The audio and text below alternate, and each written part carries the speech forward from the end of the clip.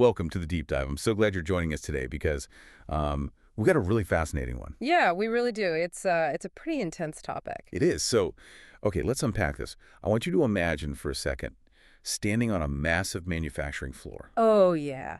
The noise level alone is just... Right. It's absolutely deafening. You've got the air vibrating, the roar of heavy cutting operations, high-pressure coolant hissing everywhere. basically general chaos. Exactly. It's a factory running at absolute maximum capacity, trying to hit those super tight production quotas. Yeah.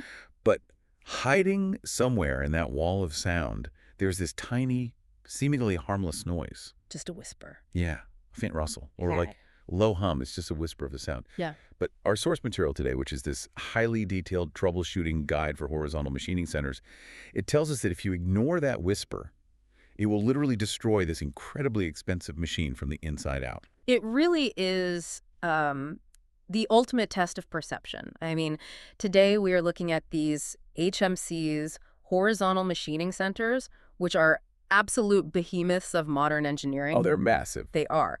But what we are really unpacking from this text is how to decode a secret acoustic language. Because these machines are basically constantly talking to us, right? Yes, they are broadcasting their own impending doom, assuming, that you actually know what to listen for. Which is exactly what this guide lays out. It shows how tracking these very specific acoustic frequencies can save, hundreds of thousands of dollars and prevent catastrophic equipment failure. And honestly, if we connect this to the bigger picture, the implications go so far beyond just like turning a wrench on a factory floor. Right. This is a masterclass in the philosophy of proactive versus reactive problem solving. Which is so relevant to all of us. Exactly. We all operate in an environment of absolute information overload, or, in this case, intense auditory overload. The ability to filter out the noise and isolate the one specific signal that actually dictates reality well, that's a critical skill for anyone managing any complex system. So true. So before we get into the specific sounds, the screeches, the hums, the clunks, we really have to establish why these noises happen in the first place. Right, the root causes. Yeah, and how incredibly fast they escalate. Because the progression of failure laid out in this guide is just, it's brutal. It really is. Like you hear a light rustling, and that just means, okay, a moving part has run out of oil. Sure, sounds minor. But within days, that leads directly to completely destroyed guide rails. Or a low hum means a loose bolt, but then that escalates into a permanently bent spindle shaft. A chain reaction. Right. A small clunk means a loose belt, which turns into a shattered transmission. Yeah, it's a mechanical chain reaction. Like a millimeter of unnoticed wear today becomes a catastrophic fracture tomorrow. But let me push back on this for a second for, our listeners. Okay, sure. If I am a busy factory manager, right, and I've got executives breathing down my neck to hit my daily production targets. The quota is king. Exactly. Stopping a multi-million-dollar machine right in the middle of a shift just because an operator said they heard a, quote, light rustle. That sounds like a great way to get fired. It just seems unnecessarily expensive. Well, yeah, it definitely feels expensive in the moment. Nobody wants to stop production. Right. But the source material is completely uncompromising here. A new noise always means a new physical problem. Fear. Period. No exceptions. No exceptions. And the immediate consequence isn't just that the machine might break next week. The consequence is happening right now in the form of degraded part quality. Oh, because the precision is already compromised. Precisely. These machines are cutting solid metal to microscopic tolerances. So if a rail is dry and rustling, it means there's excess friction. And friction means resistance. Yes. That friction causes microstutters in the movement. Suddenly, a cut that is supposed to be perfectly smooth has these microscopic ridges. The part is now out of spec. So it's basically garbage. Exactly. So by ignoring the whisper, you aren't just risking the machine, you are actively spending time and money to manufacture inferior, unusable parts. Fixing the small friction today saves the massive scrap rate tomorrow. Wow. Okay, that makes perfect sense. Yeah. So how do you actually find the sound? Because the factory is loud, the machine is the size of a small house, and it's full of moving parts. Right, you can't just stick your head inside while it's tearing through a titanium block. Oh, no, you cannot. That would be disastrous. And that's why they have a strict diagnostic method. Mechanics isolate the variables by running the machine under no-load conditions. Wait, meaning they just move the axis through the air without the noise of the actual cut? Exactly. You remove the tool, you remove the material. They move one axis at a time. So the x-axis moves left to right silence. The z-axis moves back and forth silence. The y-axis moves up and down, and there's the rustle. Boom. You've instantly isolated the problem area. You have. And crucially, the operators are required to track every strange sound in a detailed logbook. Oh, like a chart. Yeah, they are basically building a mechanical medical history, so when the repair team arrives, they don't have to guess. They know exactly when the symptoms started and under what specific conditions. Okay, so let's say we've isolated that movement on the y-axis. Yeah. What is physically happening on that axis to generate that rustling sound? Because the text gets incredibly detailed about surface tension and the screech of bare metal. Well, that rustling is the sound of metal-on-metal dry contact. Just scraping together. Basically, the massive cast iron block of the machine is sliding directly on the steel guide rail without the microscopic layer of oil that is supposed to separate them. Yikes. And if you let that go, the guide says it breaks down further into a scraping sound. Oh, the scraping is the worst. Yeah, which happens when the protective covers over those rails break, right? Because the cutting process creates all these razor-sharp metal chips. Thousands of them. Right, and if those covers are broken, those chips fall directly onto the track. Which is an absolute nightmare for positioning accuracy, because the heavy machine moves over them and physically crushes those sharp metal chips directly into the precision rails. Oh, man. It's like getting sand inside the sliding tracks of a glass patio door. That's a great analogy. Except the door weighs 3 tons and is moving at 40 miles an hour. Exactly. And the guide points out something highly counterintuitive here. The air hose thing. Yes.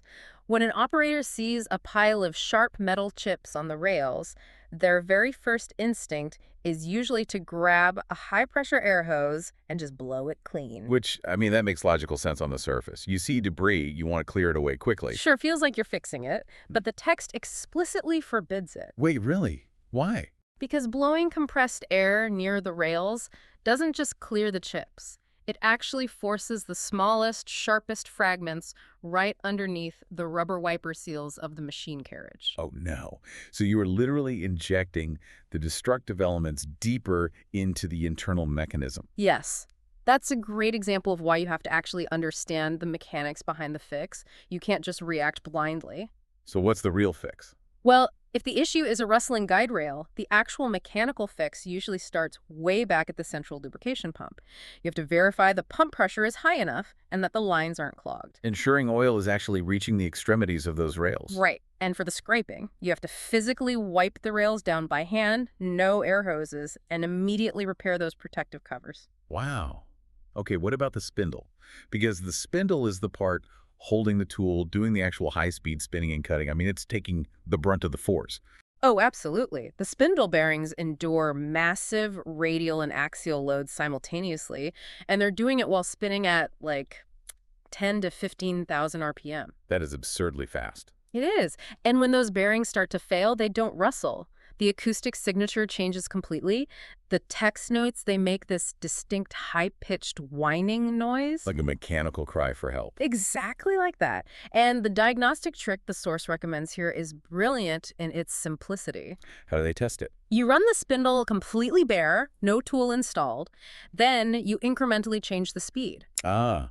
So if the pitch of the whining noise scales up and down perfectly with the RPM, You've got it. you've just proved the issue is inherently tied to the rotational speed of those specific bearings. Precisely. It confirms the bearings have lost their smooth internal geometry and require professional replacement before they just seize up entirely. But okay, that surface damage we just talked about, the dry rails, the worn bearings, doesn't Right. just stay localized, right? No, it spreads. Because once those parts lose their smooth glide, the machine has to work harder to move, which introduces microscopic stutters. Yeah. And at high speeds, those stutters turn into our next major category, massive structural vibration. Oh, the vibrations are terrifying. Right. The text goes deep into humming and knocking, and the symptoms are wild. We're talking about heavy knocking that physically shatters solid carbide cutting tools right in half. Yeah, this is what happens when the machine loses its rigid foundation. I mean, a machine tool is only as accurate as its rigidity. It has to be perfectly stable. Absolutely. A low, constant hum often points to loose floor anchor bolts. The foundational connection to the concrete floor is compromised. meaning the whole machine is basically wobbling. Yeah, it allows the entire cast iron base to rock microscopically back and forth under the stress of the cut. The fix requires getting at a precision level and locking those heavy foundation anchors back down to the floor. But my absolute favorite analogy from the entire source material was about the spindle system. Oh, the washing machine analogy. Yes. When you have a bad or unbalanced tool holder spinning at high speeds, it acts exactly like a washing machine loaded with an uneven pile of heavy clothes on the spin cycle. It's the exact same physics, centrifugal force. When mass is rotating unevenly at high speeds, it wants to throw itself outward. Right. That imbalance creates a massive outward pulling force that causes a roaring noise. And the entire horizontal machining center begins to shake violently. Just from an unbalanced tool. Yeah. You have to balance the spindle with perfectly symmetrical, high-quality tool holders to eliminate that outward pull. Here's where it gets really interesting, though. The text introduces this concept of harmonic resonance. Oh, yeah. This is fascinating stuff. And I have to admit, when you say the cutting speed perfectly matches the machine's natural frequency, I'm just picturing a singer shattering a wine glass with their voice. Is the machine basically doing that to itself? That is exactly what is happening. I mean, every physical object, whether it's a delicate wine glass or a 10-ton block of cast iron, has a natural frequency. It's like a built-in rhythm. Right, a specific rate at which it naturally wants to oscillate. Harmonic resonance occurs when the programmed cutting speed, the RPM of the tool, perfectly matches the natural frequency of the machine's structure.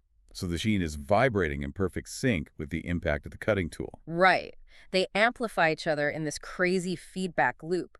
The tool isn't just cutting anymore, it's physically bouncing on and off the metal, leaving awful chatter marks on the part, and the machine shakes violently at that one specific speed. Wait, so the fix for this violent, terrifying shaking isn't a wrench at all? Not at all. It's entirely digital. Seriously? Yeah, you just change the spindle speed in the CNC program. You literally just tell the computer to spin the tool 5% faster or 5% slower. That's wild. You test a few different speeds to intentionally break that resonance sync until you find what they call the quiet cutting zone. You solve a massive physical vibration problem with just a few keystrokes. That is so elegant. Isn't it? And just to touch on one more structural sound before we move on.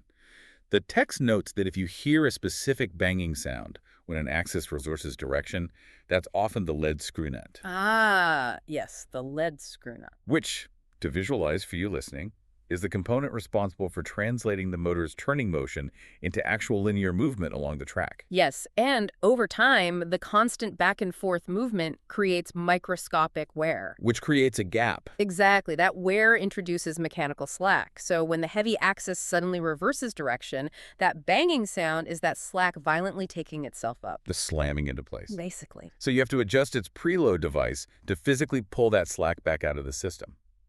It's fascinating how mechanical every single sound is. But let's look even deeper. Okay, where to?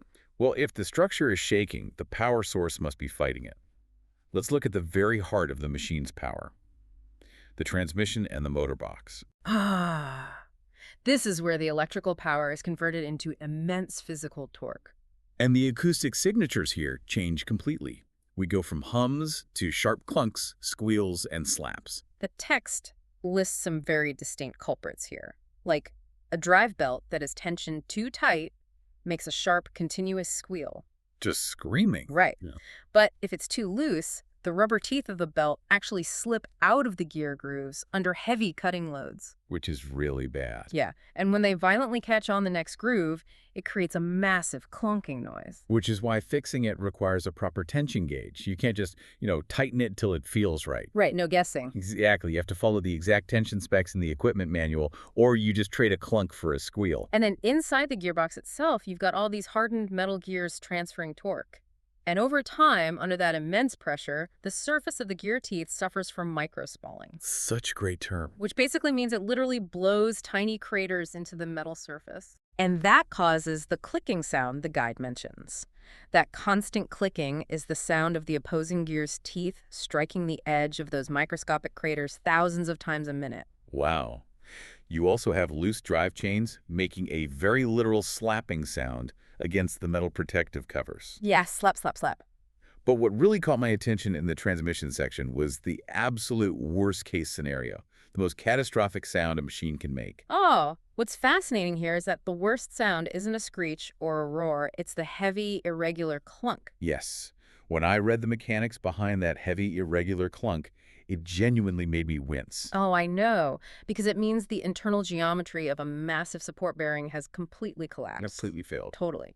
The heavy drive shaft spins inside these support bearings. And inside the bearing, there is a thin metal cage whose only job is to maintain equal spacing between the heavy steel balls, allowing everything to spin smoothly. But under enough stress, or, without enough lubrication, that cage can shatter. It shatters, and when it does, those heavy steel balls are no longer equally spaced. They bunch up on one side of the bearing race. Oh, man. Yeah, the shaft is no longer supported evenly, and it physically drops out of alignment. That heavy, irregular clunk is the sound of the misaligned shaft slamming against the bunched-up steel balls as the motor desperately tries to keep rotating. And the diagnostic trick for this is incredibly tactile. Yeah. Because, if the motor is running at thousands of RPMs, it's just a blur of horrifying noise. You can't isolate it. No, it's just chaos. The text says the mechanic has to cut the power, open the panel, and turn the heavy drive shaft slowly by hand. Yeah. By turning it slowly by hand, you remove the ambient noise and the momentum. You can physically feel and hear the exact moment the broken pieces of the cage catch, or the shaft clunks over the dropped steel balls. And the source material establishes an ultimate unbreakable rule right here. A machine must never, ever run with broken bearings. Period. It is an instant death sentence for the equipment. Don't even try it. Right. If you try to push through that irregular clunk, the bearing will seize entirely, the shaft will snap, and you will have to rebuild the entire transmission from scratch. It's game over. So what does this all mean? Let's zoom out and process all of this. We've just navigated a labyrinth of industrial machinery based purely on how it manipulates the airwaves. It's like learning a new language. It really is. By listening carefully for rustles, hums, and clunks, an operator can diagnose localized friction, massive structural vibration, and internal transmission collapse incredibly early. Treating the whisper protects the machine, ensures the precision of the parts being manufactured, and saves absolutely massive repair costs. It literally is the difference between a minor afternoon adjustment and a catastrophic month-long breakdown. Yeah. But the text doesn't just leave us with a list of sounds to fear. It provides the ultimate solution. A bulletproof preventive maintenance system designed to stop these failures before they ever generate an acoustic signature. The daily, monthly, and yearly routines. Exactly.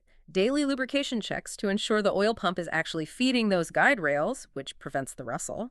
Monthly anchor bolt tightening to ensure the foundation remains perfectly rigid, stopping the structural shaking from even starting. Catching it before it vibrates. Right. And yearly machine accuracy inspections to catch the microscopic wear that you can't even hear yet. This system is designed to stop abnormal noises right at their point of origin. It's treating the underlying cause, not just constantly reacting to the symptom. And I think that is the perfect synthesis for you listening to this right now. You might never stand next to a horizontal machining center, but this methodology applies everywhere. So true. It's about building a strong framework of preventative maintenance and active listening in whatever complex system you manage. Every system, whether it's mechanical, a corporate organization, or even interpersonal relationships, has a baseline frequency of normal operation. A healthy hum, so to speak. Exactly. And when you deeply understand that baseline, you immediately hear the anomalies. You can practice active listening to catch the small frictions, the subtle changes in tone, before they escalate into major structural failures. I think that's incredibly profound. It's about tuning your ear to the reality of the systems around you. Absolutely. So I want to leave you with a final thought to mull over today. We've seen how a 10-ton block of steel and circuitry can perfectly communicate its impending failure through very specific acoustic frequencies. A rustle, a whine, a heavy clunk hidden underneath the overwhelming roar of the factory floor. Yeah. So ask yourself, what other complex systems, relationships, or organizations in your own life are currently making noise that you're simply too busy to hear before they break completely?